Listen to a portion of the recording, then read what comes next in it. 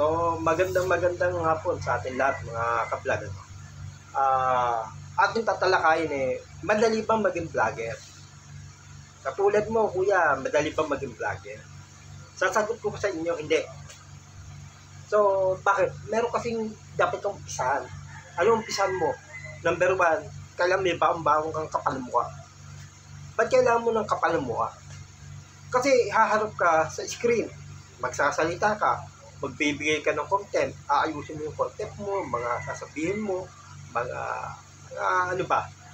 So, paano mo babanggitin yun? Number 1, nakaharap ka sa camera mong yan. Alam mo, kahit ikaw ay nakaharap sa camera mong yan, medyo maiilang ka. Bakit? Kaharap mo, hindi mo alam kung ano sasabihin mo, saan ka mag-umpisa, ano sasabihin mo. Yung po yung problema. Hindi naman ito yung may script yung may binabasa. Ako po, wala akong binabasa. Tira na lang ng tira. Kasi, nasa isip mo na yun kung ano sasabihin mo. Ano pa yung dapat kong sabihin? Ano yung i-content ko? Paano ba ako mag-content? Ano ba yung pamagat? Ang hirap. So, kaya hindi madali Yung sinasabi nyo ng gano'n, madali. Hindi. Kailangan talaga may kapal ka mo. Babaunin mo yan. Dahil marami ang manonood sa'yo. Feeling mo, ikaw lang, hindi. Alam mo yung para ka nakaharap sa isang TV screen. TV. Gumagawa ka ng sarili mong gumagawa ka ng sarili mong program. Kasi personal mo yan Walang camera, walang cut. Mali sinabi mo, cut, walang ganun Diba? Wala kang ibang kasama, ikaw lang. Ikaw lang dumadada, ikaw lang dumadaldal. So pagka hindi ka kasanay, humarap, lalo na sa ibang tao, di ba? Pag harap mga ibang tao, sa maraming tao, medyo nahihiya ka pa. So, yun ang problema. Personal mo yan, personal. Parang nakaharap mo sa TV ganyan Sarili mo yan, pinapakita mo, sarili mo. Nagsasalita ka sa sarili mo sinasabi. So, wala nga script Wala nga script. Yun ang mahirap. So, ano yung sasabihin mo? Pangalawa, yung tinatawag na tagalin mo hiya mo. Pagka mahiyain ka, ay hindi ka ubra dito.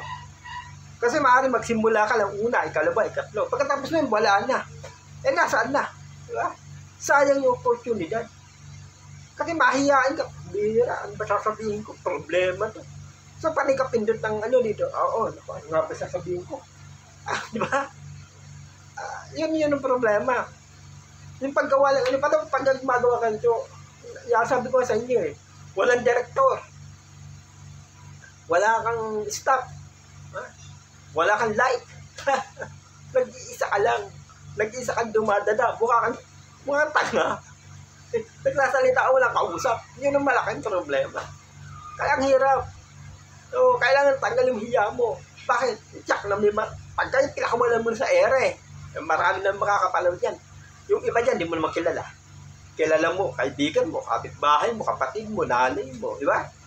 Pagkatapos yan, around the world na manonood sa'yo. Ano ba sinasabi nito? Di ba? Yan ang mahirap. So, kailangan, hindi ka mahiya Tapos biglang may magtetext sa'yo, oy, pare, mali sinabi mo. So, ano ba yun? Hindi ko naintindihan. Yun ang mahirap. Di ba? Ano ba sinabi mo? Hindi ko namin naintindihan Pagkagagawa ka, pare, dapat ganito. Ikaw pa tinuturuan. Di ba? Kayo na direktor. Di ba? Kayo na gumawa ng script para matino ang aking sinasabi. Ganun yun Kaya sabi niya, madali. Hindi dahil madali. Ito, sinimulan ko to 2000. Pandemya. Sinimulan ko to 2019 o 2020. Ngayon, nakatatlong taon na ako. Eto pa rin ako. Diba? At totoo, ang hirap talaga gumawa ng content. Ano itong i-content ko? Ang hirap nun. Paano kung ano nga ginagawa ko sa totoo lang. Andun na nagturo ng karate. Nag-chess. Diba? Pumasok sa mga abandoned na mga bahay. Pag napanood yung aking isang content, pinasok ko yung abandonadong bahay o abandonadong looban. Kililimutan ako Pero kailangan kong gawin. Bakit? Kasi gumagawa ka ng content Gumagawa ka ng sa pananaw ng iba, parang kailangan maganda to. So, kailangan pasukin ko to. Kasi pagka nanonood ka ng ganito, ng mga vlog na ganito, Para kang pumapasok dun sa ano eh, sa lugar na kung saan eh, pati yung mga pihit-pihit na ganyan, kaya alam mo eh. Diba? Tsaka hindi ka ano, naku po. Kaya ang hirap. May magsasabi ko, kuya, punta ka sa ganito, kuya, punta ka sa ganito. Kaya sundin mo yun. Ah, kasi bakit? Yun hiling ng ano mo eh, subscriber mo eh. Kaya akala nila, ganun-ganun lang ang buhay ng vlogger. Hindi. Mahirap din po. Pangalawa, mag-iisip ka. Pangalawa, alam mo kung ano ba yung content ko, ano ba yung halo-halo. Kaya nga sa akin, halo-halo.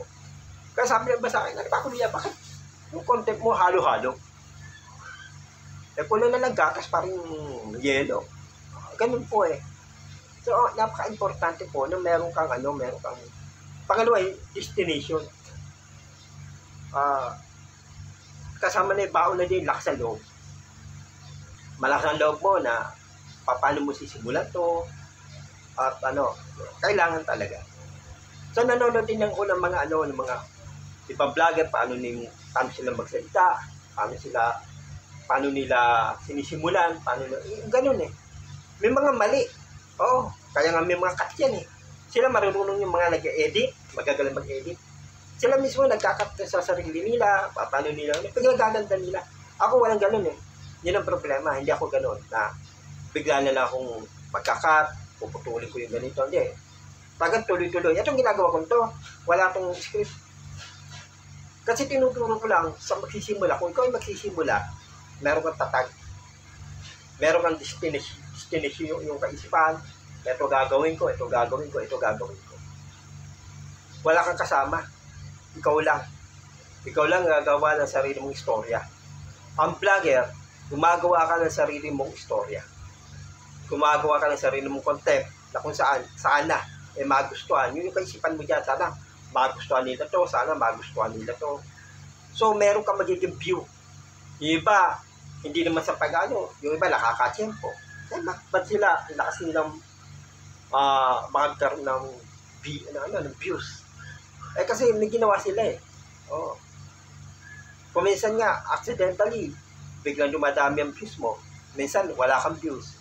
Yun ang problema ng iba, mga mga vlogger contenter ng mga katulad namin. Paano kung wala kang views? Pambihira. Isang buwan na itong videos ko, pero wala pa rin akong views. Paano kaya ito? Ano kaya gagawin ko? Wala akong views eh. Diba? Ganun eh. Ay, ako, ang hirap naman ito. Pambihira. Hanggang ngayon, isa pa lang yung views ko. O views ko, yung kapatid ko pa. Diba? Wala kang views. Ang hirap nun. Oh, para nakaka-open yung walang nanonood sa'yo, walang umintindi sa'yo. Alam mo yun, para kang mukhang ano, diba? Yan ang ano yan. Kaya kailangan may pasensya ka. Number 1, kailangan. Pangalawa, joker ka. May biro ka. Yan ang mga tiradang ano ba. Kaya napaka-importante na meron kang pasensya at meron kang paghihintay. Kaya tama yung sinasabi ng ibang kanta, maghintay ka lamang. Dadating at dadating niya, sisikat at sisikat ka rin. Mapapansin at mapapansin ka rin. Kaya kailangan lang meron kang kapal na mukha at determinasyon bilang vlogger. So, magandang hapon no, sa lahat. Sana nabigyan kita ng inspirasyon. Kung ikaw ay magsisimula pa lamang, magkaroon ka ng sariling inspirasyon. Magandang hapon sa iyo, kaibigan. Nasa tamang channel ka. Angelito Lazaro. Please subscribe sa YouTube channel. Magandang